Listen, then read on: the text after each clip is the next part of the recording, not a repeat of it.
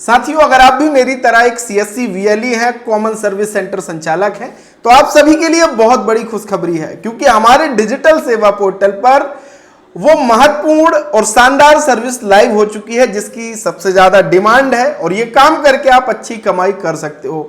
कहां पे ये ऑप्शन दिया गया है, कैसे काम करना है, इसके लिए क्या डॉक्यूमेंट की आवश्यकता होगी, अगर आपको किसी का विवाह पंजीयन करना है, मैरिज सर्टिफिकेट बनाना है उसके लिए, तो अंत तक इस वीडियो को जरूर देखिएगा। स्वागत है आप सभी का आपके अपने YouTube चैनल डिजिडुंडी इन्फो में। मेरा नाम है अरुण लोधी और यहां पे हम बात करते हैं सीएससी से जुड़ी हर एक अपडेट, नई सर्विस, नए प्रोजेक्ट के विषय में। तो अगर ऐसे ही अपडेट पानी है तो चैनल को जरूर सब्सक्राइब कीजिएगा।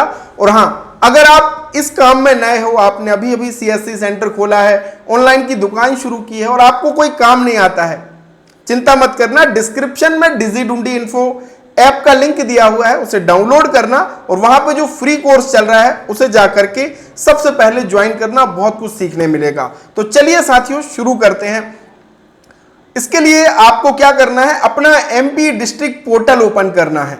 ये एमपी कॉमन एप्लीकेशन पोर्टल, जैसे ई डिस्ट्रिक्ट पोर्टल आप अपना खोलोगे जहां पे आपको तमाम सर्विसेज मिलती हैं आय मूल निवासी की, वहीं आप अगर नीचे की तरफ आ जाएंगे तो यहां पे आपको विवाह पंजीयन का ऑप्शन भी लाइव हो चुका है। साथियों, ये मैं आपको दिखाता हूं, ये देखिए, ये विवाह का पंजीयन, यहां पे ये नई सर्विस यहां पे जोड़ी जा चुकी है और इसी के जरिए आपको अपना रजिस्ट्रेशन, यानी जो ग्राहक है उसका रजिस्ट्रेशन करना है विवाह पंजीयन के लिए। आज विवाह पंजीयन बहुत महत्वपूर्ण है, क्योंकि बिना उसके जब भी किसी नई बेटी का विवाह होता है तो अगर ससुराल पक्ष में उसका नाम जोड़ना है समग्र आईडी में, तो पहला महत्वपूर्ण जो डॉक्यूमेंट मांगा जाता है वो है विवाह पंजीयन। तो बहुत सारे ग्राहक आपके पास आते हैं और आएंगे जिनकी नई शादी हुई है कि भैया हमें अपनी बेटे का या बहू का विवाह पंजीयन बनवाना है, जिससे हमारा नाम समग्र आईडी में हमारी बहू का जुड़ सके। तो आपने क्या करना है, इस विवाह पंजीयन में क्लिक कर देना है।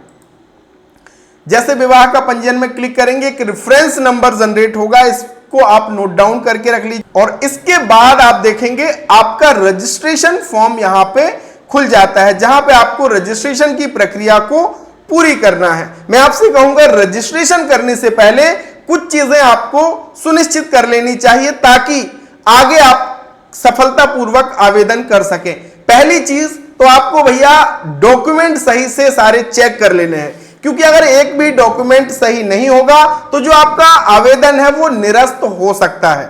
इसलिए डॉक्यूमेंट की सही से आपको जांच करनी है। तो कौन कौन से डॉक्यूमेंट लगेंगे चलिए मैं आपको बताता हूं। उससे पहले डॉक्यूमेंट तो ग्राहक खुद लेकर के आएगा, सारी चीजें कंप्लीट करेगा, लेकिन आपके लिए जो सबसे जरूरी है वो डिजिटल सिग्नेचर सर्टिफिकेट आपके पास होना चाहिए। साथियों, अगर आप एमपी डिस्ट्रिक्ट की किसी भी सर्विस में काम करना चाहते हैं तो आपके पास क्लास 3 का डिजिटल सिग्नेचर सर्टिफिकेट डीएससी होना चाहिए। अगर डीएससी नहीं है तो आप काम नहीं कर पाओगे, क्योंकि यहां पे नॉर्मल जेपीजी फाइल अपलोड नहीं होती है। यहां पे जो फाइल अपलोड होती है वो डीएसडी फाइल होती है, जो कि डिजिटल सिग्नेचर सर्टिफिकेट के जरिए बनाई जाती है।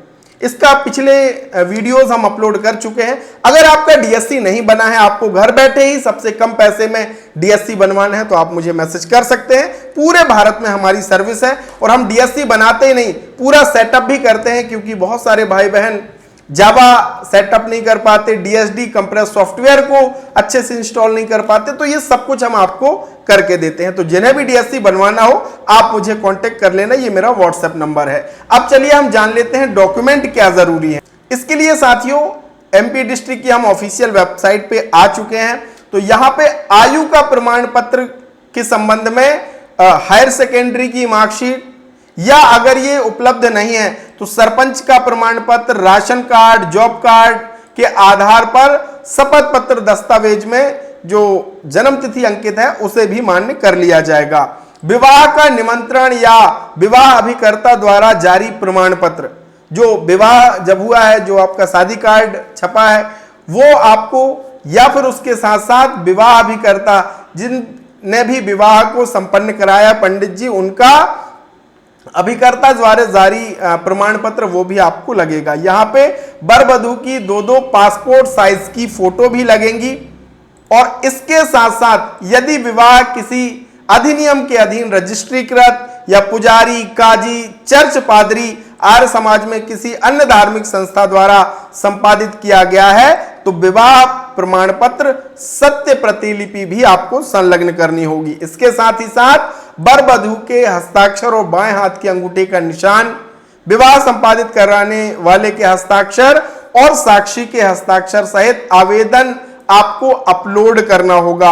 अब यह आवेदन पत्र आपको कहां से मिलेगा? तो इसके लिए एमपी डिस्ट्रिक्ट की वेबसाइट पे आना, परिपत्र में आप क्लिक करना और यहां पे आपको सारा, यह देखिए आवेदन पे क्लिक करेंगे तो पूरा आवेदन फॉर्म आपका यहां पे खुल करके आ जाएगा। इसे आप क्या करिए, इसका आप प्रिंट निकाल सकते हैं, इसको विधिवत रूप से आपको भरना है। संबंधित स्थानों में आपको हस्ताक्षर, वर वधू के अंगूठे, यहाँ पे निशान जो मांगा गया है जिसने विवाह संपादित करवाया है वो, और यहाँ पे साक्षी के हस्ताक्षर भी आपको करवाने होंगे। जब आप आवेदन करते हैं तो इसकी जो समय अवधि निर्धारित की गई है, शहरी क्षेत्र के लिए भी 30 दिन और ग्रामीण क्षेत्र के लिए भी 30 दिन। लेकिन एक चीज का ध्यान रखिए साथियों, आपका जो काम है वो आवेदन करने का है, और ये चीज आप अपने ग्राहक को भी बताइए भैया कि मेरा काम बनाना नहीं है या मेरा काम सत्यापन करना नहीं है, मेरा काम केवल आवेदन करना है, और सत्यापन का जो काम है संबंधित विभाग के पास ये जाता है, और उसके बाद ही सत्यापन होने के पश्चात आपका जो संबंधित जहां पे विवाह संपन्न हुआ है वहां पे या जो भी निकाय है वहां पे आपका आवेदन भेजा जाएगा, और वहां से स्वीकृति के बाद ही विवाह पंजीयन जो सर्टिफिकेट है वो मिलता है। तो आप इस सर्विस में काम करके भी लोगों की मदद कर सकते हैं और अच्छा पैसा इसमें आप कमा सकते हैं। तो बहुत बहुत धन्यवाद साथियों। अगर आपका कोई सवाल है तो कमेंट में आप लिख सकते हैं। बहुत बहुत धन्यवाद। Thank you so much.